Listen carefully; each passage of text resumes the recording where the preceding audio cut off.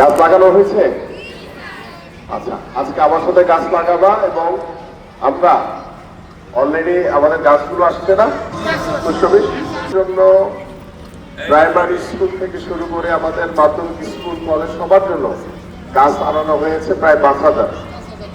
সেই গাছগুলো তোমাদের প্রত্যেকের কাছে প্রত্যেকে, এই যে আমাদের যে প্রধান শিক্ষক আছেন তিনি দিবেন, দিলে তোমরা কি করে গাছ স্কুলে পারলে স্কুলে লাগাবা, না হলে তোমাদের বাসা বা বাসার ছাদে অবশ্যই একটি করে গাছ তোমরা লাগাবা। এটাই হচ্ছে তোমাদের কাছে আমার অনুরোধ এবং এই জন্যই আজকে আমি আসছি এবং আজকে এখন তোমাদেরকে নিয়ে গাছ লাগাবো ইনশাল্লাহ, ঠিক আছে? এবং গাছের কি উপকারিতা সেটা তোমরা ইতিমধ্যে জানো। গাছ আমাদেরকে অক্সিজেন দেয়, গাছের মাধ্যমে আমরা ছায়া পাই, গাছ আমাদেরকে ফলমূল ওষুধি গাছ যেগুলো আছে সেগুলো থেকে আমাদের অনেক উপকার হয়।